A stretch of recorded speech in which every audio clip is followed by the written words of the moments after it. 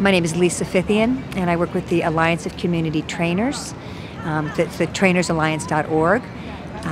We're working with the Think Outside the Bomb network, thinkoutsidethebomb.org, and I have a website for anyone that's interested in learning how to be organizers called organizingforpower.org. Think Outside the Bomb. It's been around for about 5 years, and they've got about 500 young people around the country that care about nuclear issues.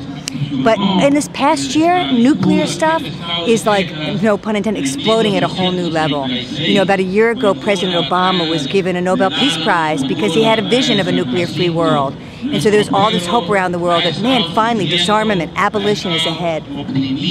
But what is happening is very different.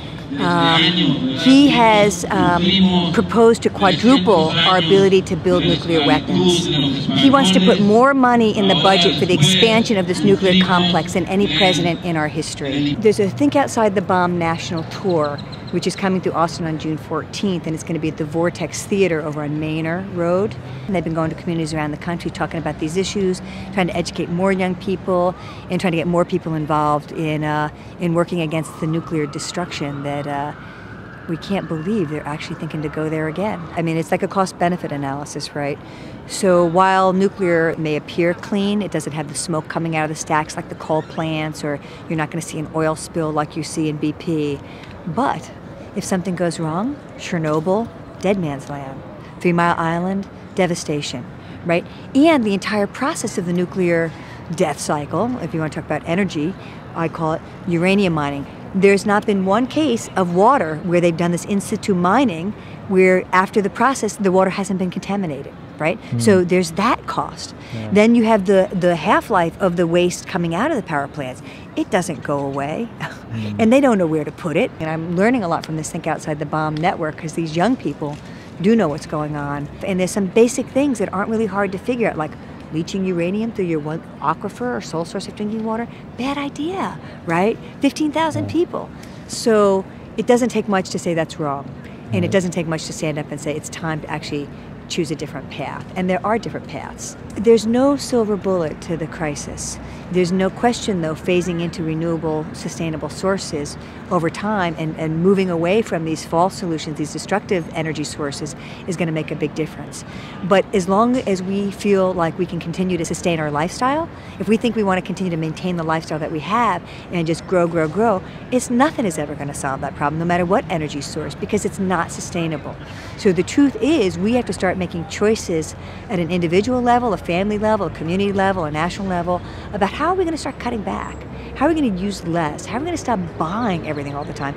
But despite what President Bush says, buying is not patriotic. Really, it's much more leading to the death of this culture, because from the production of it and the sweatshops to the spending our money on crap that's going to break in the next month, to the landfills that we can't fill up anymore. I mean, there's nothing of real value coming through the consumer cycle. I mean, if we live sustainably, there's not much that we need to really live. Water, food, shelter, housing, education. The indigenous ways of life that have sustained human societies for millennia and seemed like a sustainable option are now under attack through or by these corporations who go mining for these resources on their lands and end up polluting their water and causing all kinds of harmful health effects.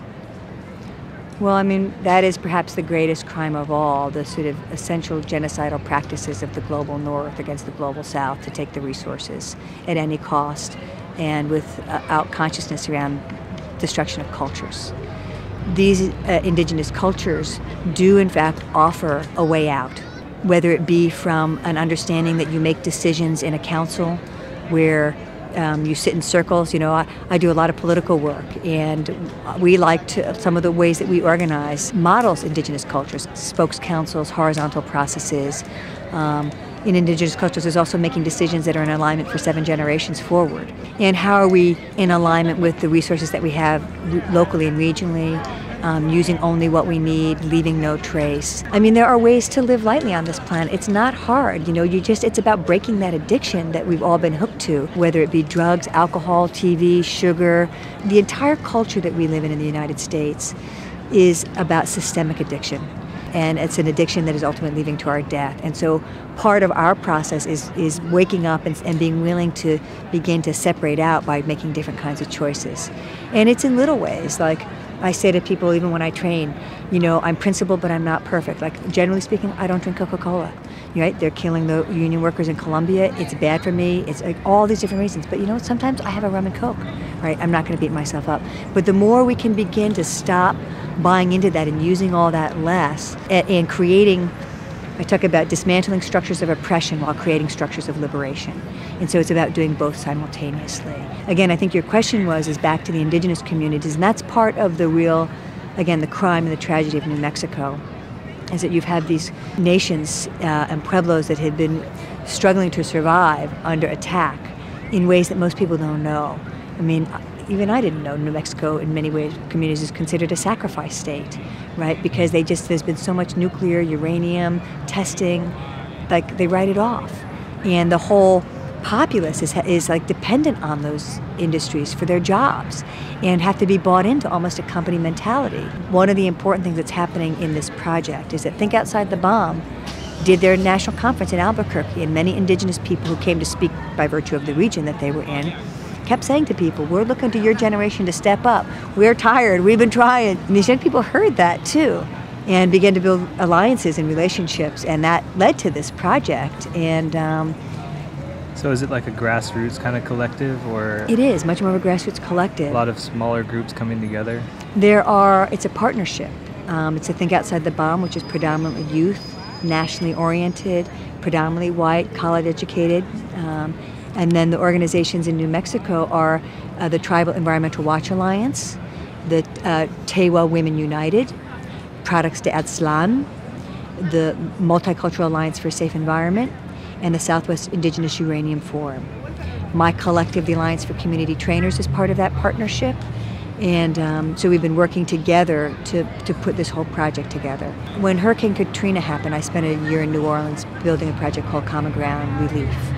And that was a moment where a lot of progressive political people, socially conscious, anarchists, answered a call and brought a model we'd been using in the global justice movements at Seattle to New Orleans, where we looked at what are the structures that are needed to sustain life, and we tried to build that out in New Orleans.